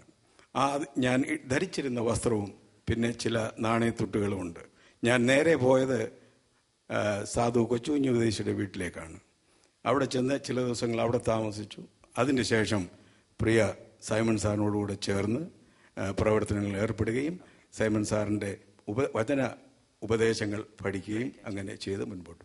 താങ്കളുടെ ഒരു ആൺമക്കൾ ഇളയ മകനുണ്ടല്ലോ, ബാബു അല്ലെ, ജോൺ കുര്യൻ, അദ്ദേഹം ഇപ്പോ ആത്മീയ പ്രവർത്തനങ്ങളൊക്കെ സജീവമാണോ? എന്നെ മാനിക്കുന്നവനെ ഞാൻ മാനിക്കും എന്നാണ് കർത്താവ് പറഞ്ഞിരിക്കുന്നത്. ദൈവം എനിക്ക് തന്ന മക്കളിൽ 3 പേര് ഇന്ന് സുവിശേഷ വേലയിലുണ്ട്. അതിൽ ഇളയ ആളാണ് ബാബു, അല്ലെങ്കിൽ ഒഫീഷ്യലായിട്ട് പറഞ്ഞു കഴിഞ്ഞാൽ ജോൺ കുര്യൻ എന്ന ആ സഹോദരൻ. താരതമ്യേന ചെറുപ്പക്കാരനാണ് എം ഇ ചെറിയാൻ സാർ. അദ്ദേഹത്തെക്കുറിച്ച് നമുക്ക് ഒട്ടേറെ കാര്യങ്ങൾ പറയുവാനുണ്ട്. 9-ാമത്തെ വയസ്സിൽ രക്ഷിക്കപ്പെട്ടു, 15-ാമത്തെ വയസ്സിൽ അധ്യാപകനായി, 24-ാം വയസ്സിൽ YMEF പ്രവർത്തനം ആരംഭിച്ചു, 26-ാം വയസ്സിൽ ജോലി രാജിവെച്ച് വേലയ്ക്കിറങ്ങി, 31-ാം വയസ്സിൽ ആദ്യത്തെ ഗ്രന്ഥം പ്രസിദ്ധീകരിച്ചു, 36-ാം വയസ്സിൽ സുവിശേഷൻ മാസിക തുടങ്ങി, അതേ വർഷം തന്നെ സുവിശേഷൻ ബാലസംഘം ആരംഭിച്ചു, 37-ാം വയസ്സിൽ മധുര ബൈബിൾ സ്കൂൾ സ്ഥാപിച്ചു, 75-ാം വയസ്സിൽ മഹാകവി KV സൈമൺ സാറിന്റെ പേരിലുള്ള അവാർഡ് അദ്ദേഹം സ്വന്തമാക്കി. ഒട്ടേറെ ഗാനങ്ങൾ അങ്ങ് രചിച്ചിട്ടുണ്ട് അല്ലെ? എത്ര ഗാനങ്ങൾ ഉണ്ടാകും? ഏകദേശം 280ഓളം ഗാനങ്ങൾ രചിച്ചിട്ടുണ്ട്. മലയാളികൾ എവിടെയുണ്ട് അവിടെയൊക്കെയും പാടി ആസ്വദിക്കുന്ന 280ഓളം ഗാനങ്ങൾ രചിച്ചിട്ടുണ്ട് താങ്കൾ. എന്നാൽ ആദ്യം ഗാനങ്ങൾ എഴുതി അത് പഠിപ്പിക്കാൻ വേണ്ടി ചെന്നപ്പോൾ ഒരു തിക്താനുഭവം ഉണ്ടായെന്ന് ഞാൻ കേട്ടിട്ടുണ്ട്. ശരിയാണ്, ഞാനത് പറയാം. എൻ്റെ ചെറുപ്പം മുതൽ തന്നെ എനിക്ക് കവിതകളും ഗാനങ്ങളും രചിക്കുവാനുള്ള ഒരു കൃപ എന്നിൽ അങ്കുരിച്ചിട്ടുണ്ടായിരുന്നു. അങ്ങനെ ഞാനൊരു പാട്ട് സൺഡേ സ്കൂളിൽ പാടി പഠിക്കുന്നതിന് വേണ്ടി എഴുതിയിട്ട് എൻ്റെ അമ്മച്ചിയുടെ അടുത്ത് എന്നിട്ട് പറഞ്ഞു, അമ്മച്ചി ഞാനൊരു പാട്ട് എഴുതിയിട്ടുണ്ട്, അത് സൺഡേ സ്കൂളിൽ പാടി എനിക്കത് പഠിക്കണം എന്ന് പറഞ്ഞു. അങ്ങനെ എൻ്റെ ഉപ്പാപ്പനോട് ഞാൻ ഈ വിവരം പറഞ്ഞു കഴിഞ്ഞപ്പോൾ എന്നോട് പറഞ്ഞു, നീ ഏത് പാട്ടാണ് എഴുതിയിരിക്കുന്നതെന്ന് ചോദിച്ചു. നിന്റെ പാട്ട് പുസ്തകത്തിൽ ഇല്ല, ബ്രദറൻകാര് നിന്റെ പാട്ട് അംഗീകരിച്ചിട്ടില്ല, അതുകൊണ്ട് ഇവിടെ പാടണ്ട, പോയി അവിടെ ഇരിക്കാൻ പറഞ്ഞു. ഞാൻ ഹൃദയം പൊട്ടി കരഞ്ഞുകൊണ്ട് എൻ്റെ വീട്ടിലേക്ക് ഓടി വന്ന് എൻ്റെ മാതാവിനോട് ഈ വിവരം പറഞ്ഞു കഴിഞ്ഞപ്പോൾ അമ്മച്ചി എന്നോട് പറഞ്ഞു, മോനെ നീ സങ്കടപ്പെടേണ്ട, നിന്റെ പാട്ട് അനേകർ പാടി ആസ്വദിക്കും, നീ പാട്ട് എഴുതിക്കൊണ്ടിരിക്കുക എന്ന് പറഞ്ഞു. എന്നാൽ അതിനുശേഷം പിന്നീട് എൻ്റെ മാതാവും പിതാവും എൻ്റെ പാട്ടുകളിൽ വളരെ സ്വാധീനം ഉണ്ടാകുകയും അപ്പാപ്പന് പൊടിയൻ്റെ പാട്ടുകളായിരുന്നു ഏറ്റവും ഇഷ്ടമായിട്ടുള്ളത്. ദൈവനാമമഹത്വത്തിനായിട്ട് അത് പറയുന്നതിൽ എനിക്ക് സന്തോഷമുണ്ട്. നിരാശാജനകമായ സാഹചര്യങ്ങൾ ഉണ്ടായെങ്കിലും താങ്കൾ തളർന്നിരുന്നില്ല. നിരാശയിൽ കഴിയുന്ന അനേകൾക്ക് ആശ്വാസമായ ഗാനങ്ങൾ എഴുതാനിടയായി. താങ്കൾ പലതവണ അമേരിക്കയിൽ വന്നിട്ടുണ്ട് അല്ലേ? ഉണ്ട്. അമേരിക്കൻ യാത്രയുടെ ഇടയിൽ ഉണ്ടായിട്ടുള്ള എന്തെങ്കിലും രസകരമായ അനുഭവങ്ങളൊന്ന് പങ്കുവെക്കാമോ? ഉണ്ടായി. ഒരു രസകരമായ ഒരു സംഭവം ഉണ്ടായി. അത് വളരെ ഹൃദയത്തെ തൊട്ടതായിട്ടുള്ള ഒരു സംഭവം കൂടെയായിരുന്നു. ഒരിക്കൽ ഞാൻ അമേരിക്കയിലേക്ക് സുവിശേഷ പ്രവർത്തനത്തിന് വേണ്ടി യാത്ര ചെയ്യുന്ന സമയത്ത് എനിക്ക് യൂറോപ്പിൽ കൂടെ കടന്നു വരേണ്ടതായിട്ട് വന്നു. അങ്ങനെ ഞാൻ യൂറോപ്പ് വഴി വരുന്ന സമയത്ത് യൂറോപ്പിൽ ഒരു എയർപോർട്ടിൽ ഇറങ്ങിയിട്ട് അവിടെ നിന്ന് എനിക്ക് അടുത്ത പ്ലെയിനിൽ യാത്ര ചെയ്യേണ്ടതായിട്ടുണ്ടായിരുന്നു. ഞാൻ പെട്ടെന്ന് ഇറങ്ങി വന്ന് എൻ്റെ ബാഗ് നോക്കുമ്പോൾ അവിടെ എൻ്റെ ബാഗ് കാണാനായിട്ട് ഇല്ല. അവിടെ കിടന്ന ഒരു ബാഗ് ഞാൻ എടുത്തിട്ട് തൊട്ട് അടുത്ത് ചെന്നിട്ടൊരു പോലീസുകാരനോട് പറഞ്ഞു, എൻ്റെ ബാഗ് നഷ്ടപ്പെട്ടു എന്ന് പറഞ്ഞു. അപ്പോഴെന്നോട് ഇങ്ങനെ പ്രകാരം പറഞ്ഞു, ഇതേ എയർപോർട്ടിൽ നിന്ന് തന്നെ തൊട്ടടുത്ത് അടുത്ത സ്ഥലത്തേക്ക് പോകുന്ന ഒരു പ്ലെയിൻ ഇപ്പോൾ തന്നെ യാത്രയാകും, ഒരു പക്ഷേ അതിൽ വരുന്ന യാത്രക്കാരെങ്കിലും എടുത്തതായിരിക്കും എന്ന് എന്നോട് പറഞ്ഞു. അപ്പോൾ ഞാൻ എൻ്റെ കയ്യിൽ കിട്ടിയതായിട്ടുള്ള ആ ബാഗ് ഉയർത്തിപ്പിടിച്ചുകൊണ്ട് ഞാൻ ഇങ്ങനെ പറഞ്ഞു, ഇംഗ്ലീഷിലാണ് പറഞ്ഞത്, this is not my bag, I have lost my bag, please help me എന്ന് പറഞ്ഞു. ഇംഗ്ലീഷിൽ പല ആവർത്തി ഞാനത് പറഞ്ഞു. പക്ഷെ അവിടെ എനിക്ക് അതിൻ്റെതായിട്ടുള്ള ഒരു ഉത്തരവൊന്നും തന്നെ കിട്ടിയില്ല, ആരും ഒന്നും തന്നെ പറഞ്ഞില്ല. അപ്പോഴടുത്ത് നിന്ന ഒരു സ്ത്രീ എൻ്റെ അടുത്ത് വന്നിട്ട് ഇപ്രകാരം പറഞ്ഞു, ഈ നിൽക്കുന്ന എല്ലാവരും തന്നെ സ്പാനിഷ് ഭാഷ സംസാരിക്കുന്നവരാണ്, അതുകൊണ്ട് അവർക്ക് താങ്കൾ പറഞ്ഞതൊന്നും തന്നെ മനസ്സിലായിട്ടില്ല എന്ന് പറഞ്ഞു. അപ്പോൾ ആ സ്ത്രീയെ എൻ്റെ ബാഗ് ഉയർത്തിപ്പിടിച്ചുകൊണ്ട് പറഞ്ഞു, ഈ ആളിൻ്റെ ബാഗ് നഷ്ടപ്പെട്ടു, ആരെങ്കിലും കിട്ടിയാൽ എന്ന് പറഞ്ഞപ്പോൾ ഒരു പ്രായമുള്ള സ്ത്രീയെ പെട്ടെന്ന് ഓടി വന്നിട്ട് എൻ്റെ ബാഗ് കൊണ്ടു തരികയും ആ സമയത്ത് ഞാൻ എൻ്റെ ബാഗ് ഉയർത്തിപ്പിടിച്ചുകൊണ്ട് സന്തോഷം കൊണ്ട് തുള്ളിച്ചാടിക്കൊണ്ട് 3 പ്രാവശ്യം ഹല്ലേലൂയ ഹല്ലേലൂയ ഹല്ലേലൂയ എന്ന് ഞാൻ ഉച്ചത്തിൽ പറഞ്ഞു. ആ സമയത്ത് അവിടെ കൂടി നിന്നിരുന്ന അനേക സ്ത്രീകൾ കടന്നു വന്നിട്ട് എന്നെ കെട്ടിപ്പിടിച്ചുകൊണ്ട് സ്നേഹ ആലിംഗന ചുംബനത്താൽ എന്നെ കെട്ടിപ്പിടിച്ചു. എന്നിട്ട് അവര് ഇപ്രകാരം ചോദിച്ചു, ആർ യു എ ക്രിസ്ത്യൻ എന്ന് ചോദിച്ചു. അവരും ഒരു വിശ്വാസിയായിരുന്നു. അങ്ങനെ ഒരു സംഭവവും ഉണ്ടായി. നമ്മുടെ ചർച്ച ഇവിടെ അവസാനിക്കാൻ പോകുന്നതിന് മുമ്പ് അവസാനമായി ഒരു ചോദ്യം കൂടെ എം ചെറിയാൻ സാറിനോട് ചോദിക്കുകയാണ്. താങ്കൾ നിരവധി ഗാനങ്ങൾ എഴുതിയിട്ടുണ്ടെന്ന് പറഞ്ഞു. ഏതെങ്കിലും ഒരു ഗാനം എഴുതിയതിന്റെ പശ്ചാത്തലം ഒന്ന് വിശദീകരിക്കാം. പറയാം. 1943 ഒക്ടോബർ മാസം 13-ാം തീയതി ഞാൻ ഒരു സ്ഥലത്ത് നിന്ന് സുബ്രഹ്മണ്യപുരം എന്ന സ്ഥലത്തേക്ക് മാറി താമസിക്കുകയാണ്. ചുണ്ണാമ്പുപുരം എന്ന സ്ഥലത്ത് നിന്ന് സുബ്രഹ്മണ്യപുരം എന്ന സ്ഥലത്തേക്ക് മാറി താമസിക്കുകയാണ്. ചുണ്ണാമ്പുപുരത്ത് 40 രൂപ വാടകയ്ക്കുള്ള ഒരു വീടായിരുന്നു. എന്നാൽ ഈ സ്ഥലത്ത് 15 രൂപ മാത്രമേ വാടക ഉള്ളായിരുന്നു. ഞാൻ അവിടേക്ക് താമസത്തിന് മാറി. അധികം താമസിയാതെ തന്നെ എൻ്റെ ഭാര്യയ്ക്ക് പ്രസവത്തിൻ്റെതായിട്ടുള്ള വേദന ഉണ്ടായി. അപ്പോൾ എനിക്ക് പെട്ടെന്ന് ഹോസ്പിറ്റലിൽ കൊണ്ടുപോകണം. തൊട്ടടുത്ത് പ്രൈവറ്റ് ഹോസ്പിറ്റലുണ്ട്. എന്നാൽ എൻ്റെ കയ്യിൽ പ്രൈവറ്റ് ഹോസ്പിറ്റലിൽ പോകാനായിട്ടുള്ള പൈസയില്ല. തൊട്ടടുത്ത ഒരു കവലയിലേക്ക് ഞാൻ ഓടിച്ചെന്ന് കുറച്ച് ദൂരെ പോയെങ്കിലേ അവിടെ ഗവൺമെൻറ് ഹോസ്പിറ്റൽ തന്നെ ഉള്ളൂ.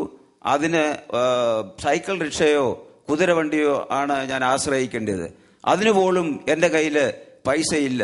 ഞാൻ വളരെ വിഷമിച്ച് ഇരിക്കുന്നതായിട്ടുള്ള ഒരു കാലഘട്ടമാണ് അത്.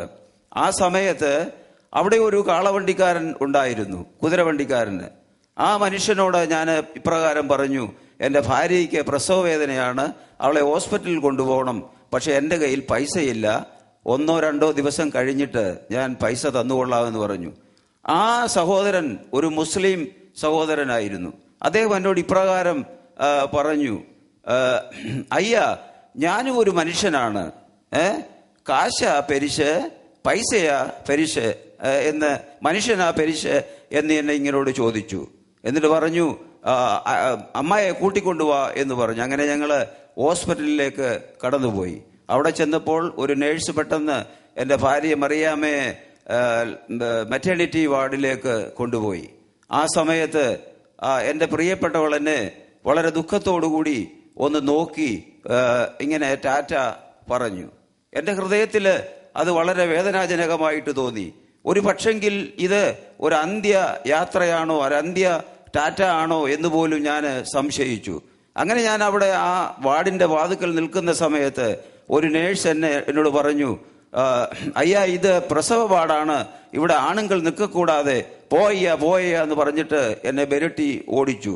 ആ സമയത്ത് എന്നെ കൈകൊണ്ട് ദയനീയമായ രീതിയിൽ പൊയ്ക്കൊള്ളുക എന്ന് ഇങ്ങനെ കാണിച്ചു. അങ്ങനെ ഞാൻ വീട്ടിൽ പോവുകയും രാത്രിയിൽ വളരെ വേദനയോടുകൂടി ഇരുന്ന് എഴുതിയ പാട്ടാണ് അനുഗ്രഹത്തിൻ അധിപതിയെ എന്നുള്ള പാട്ട്. അത് തന്നെയുമല്ല, അതിൻ്റെ ഈരടികൾ വരുമ്പോൾ നീ തരുന്ന ഏത് കഷ്ടവും ഞാൻ സഹിക്കുമെന്നുള്ള, കൈ നീട്ടി സഹിക്കുമെന്നുള്ള ആ ഈരടികൾ പാടി എഴുതിയിട്ടുള്ളത്.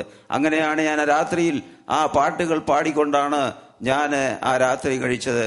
അങ്ങനെ അതിരാവിലെ സമയം എനിക്ക് ഹോസ്പിറ്റലിൽ ചെന്നപ്പോൾ സന്തോഷമായ വാർത്തയാണ് കാണുവാനായിട്ട് കഴിഞ്ഞത്. ദൈവനാമം മഹത്വപ്പെടുമാറാകട്ടെ. ഒരു സംശയം ചോദിക്കാനുണ്ട്. ഒരു പ്രസവത്തോടനുബന്ധിച്ചാണല്ലോ ഈ ഗാനം എഴുതുന്നത്. അതെ. അനുഗ്രഹത്തിന്റെ അധിപതിയെ അനന്തകൃപ പെറും നദിയെ എന്നാണോ അതോ പെരും നദിയെ എന്നാണോ താങ്കൾ? പെരും നദിയെ. ഈ മനോഹരമായ ഗാനം എം ഇ ചെറിയാൻ സാറിന്റെ മകൻ ജോസ് ചെറിയാൻ തന്നെ നമുക്ക് ഇപ്പൊ പാടി കേൾപ്പിക്കുന്നതായിരിക്കും.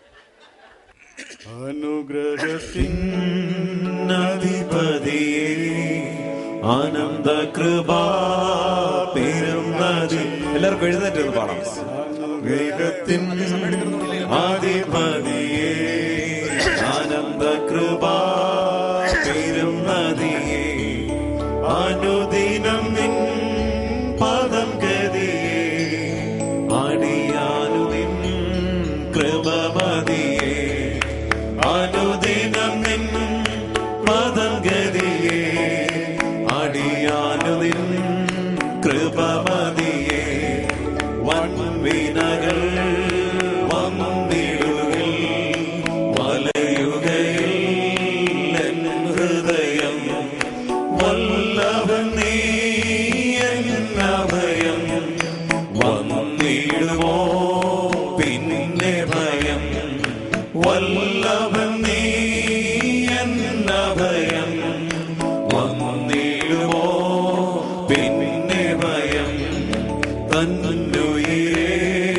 പാപികൾക്കായി തന്നവനാ നീതിയും തള്ളിടുമോ ഏഴയെന്നെ തീരുമോ നിൻ സ്നേഹമെന്നിൽ തള്ളിടുമോ ഏഴയെന്നെ തീരുമോ നിൻ സ്നേഹമെന്നിൽ തിരുക്കരങ്ങൾ തരുന്ന നല്ല ശിക്ഷയിൽ ഞാൻ പതറുകില്ല മക്കളെങ്കിൽ ശാസനകൾ സ്നേഹത്തിൻ പ്രകാശനങ്ങൾ മക്കളെങ്കിൽ ശാസനകൾ സ്നേഹത്തിൻ പ്രകാശനങ്ങൾ. എല്ലാവർക്കും ഇരിക്കാം.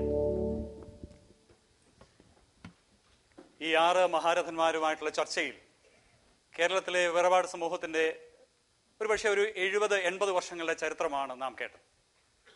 തീർച്ചയായിട്ടും നാം സംസാരിക്കേണ്ട അനേക ദൈവ പുരുഷന്മാരുണ്ട് എന്നുള്ളത് നമുക്കറിയാം. എന്നാൽ സമയത്തിന്റെ പരിമിതി മൂലമാണ് കുറച്ചുപേരെ മാത്രം നാം ഇവിടെ വിളിച്ചത്. ദൈവം അവരെ ഏൽപ്പിച്ചിരുന്ന മഹത്തായ ദൗത്യം അവർ നിർവഹിച്ചു. അതവർ പൂർത്തിയാക്കി. അവർ ഇന്ന് കാലയവനിയയ്ക്ക് പിന്നിൽ അപ്രത്യക്ഷരായി. ദൈവസന്നിധിയിൽ നിൽക്കുമ്പോൾ നല്ലവനും വിശ്വസനുമായ ദാസനെ എന്നുള്ള വിളി അവർക്ക് ഇടയാകും. എന്നാൽ അതിനുശേഷമുള്ള കഴിഞ്ഞ 3 പതിറ്റാണ്ടിന്റെ ചരിത്രം നാം നോക്കിയാൽ എങ്ങനെയാണ് നമ്മുടെ അവസ്ഥ? വേർപാട് പ്രസ്ഥാനത്തിൽ വാസ്തവമായി ഗുണപരമായ വളർച്ച ഇന്നുണ്ടാകുന്നുണ്ടോ? സംഖ്യയിൽ നാം വർദ്ധിക്കുന്നുണ്ടോ? ആത്മീകമായ വർധനവ് നമ്മുടെ ജീവിതത്തിൽ ഉണ്ടാകുന്നുണ്ടോ? എവിടെയാണ് നാം ഇന്ന് എത്തി നിൽക്കുന്നത് എന്നുള്ളത് ഈ ചരിത്ര വിശകലനം പഠനം അതിലേക്കൊരു കൈചൂണ്ടിയായി തീരട്ടെ എന്ന് ഞങ്ങൾ ആഗ്രഹിക്കുകയാണ്. വില്യം മക്ഡൊണാൾഡ് എന്ന ദേവദാസൻ അദ്ദേഹം പറഞ്ഞു, everything starts with a man. എല്ലാ കാര്യങ്ങളും ഒരു വ്യക്തിയിൽ കൂടെയാണ് ആരംഭിക്കുന്നത്. തീർച്ചയായിട്ടും കേരളത്തിലെ ബ്രദറൻ പ്രസ്ഥാനം ഒരു വ്യക്തിയിൽ കൂടെയല്ല, ചില വ്യക്തികളിൽ കൂടെയാണ് ആരംഭിച്ചത്. എന്നാൽ ക്രമേണ മാൻ എന്നുള്ളത് ഒരു സെക്കൻഡ് സ്റ്റേജിലേക്ക് എത്തിത്തീരും. അതൊരു മിഷനാണ്. തീർച്ചയായിട്ടും ബ്രദറൻ പ്രസ്ഥാനം ഒരു മിഷൻ പ്രവർത്തനമായി മുന്നോട്ട് നീങ്ങി ദീർഘവർഷങ്ങൾ. മാൻ, മിഷൻ. 3ാമത്തെ സ്റ്റേജ് മെഷീൻ എന്നുള്ളതാണ്, യന്ത്രം. എണ്ണയിട്ട യന്ത്രങ്ങൾ പോലെ ഇന്ന് നമ്മുടെ മധ്യത്തിൽ പ്രവർത്തനങ്ങൾ വളരെയധികമുണ്ട്. കോൺഫറൻസുകളുണ്ട്, കൺവെൻഷനുകളുണ്ട്, ക്രൂസൈഡുകളുണ്ട്, ക്യാമ്പുകളുണ്ട്. ധാരാളം പ്രവർത്തനങ്ങൾ നമ്മുടെ മധ്യത്തിൽ നടക്കുന്നുണ്ട്. എന്നാൽ ജീവനില്ലാത്ത യന്ത്രങ്ങൾ പോലെയാണോ നാം ഇന്ന് തീർന്നിരിക്കുന്നത് എന്നുള്ളത് നാം ചിന്തിക്കേണ്ടത് ആവശ്യമാണ്. അദ്ദേഹം പറഞ്ഞു, മാൻ 1ാമത്തെ സ്റ്റേജ്, 2ാമത്തേത് മിഷൻ, 3ാമത്തേത് മെഷീൻ. ഇവിടെ നാം ഒരു തിരിച്ചുപോക്കിന് തയ്യാറാകുന്നില്ലെങ്കിൽ അടുത്ത സ്റ്റേജ് മോണ്യുമെന്റ്, ഒരു സ്മാരകമായി കേരളത്തിലെയും ലോകത്തിലുള്ള ബ്രദറൻ സമൂഹം ആയിത്തീരും. അങ്ങനെ ഒരു അപജയം നമ്മുടെ മധ്യത്തിൽ സംഭവിക്കാതിരിക്കട്ടെ. ഒരു തിരിഞ്ഞുനോട്ടത്തിന്, ഒരു പൂർവീകരണത്തിനുള്ള ഒരു ശംഖുലിയായി ഇന്നത്തെ നമ്മുടെ ഈ ചർച്ച തീരട്ടെ എന്ന് ഞങ്ങൾ പ്രാർത്ഥിക്കുന്നു, ആശംസിക്കുന്നു.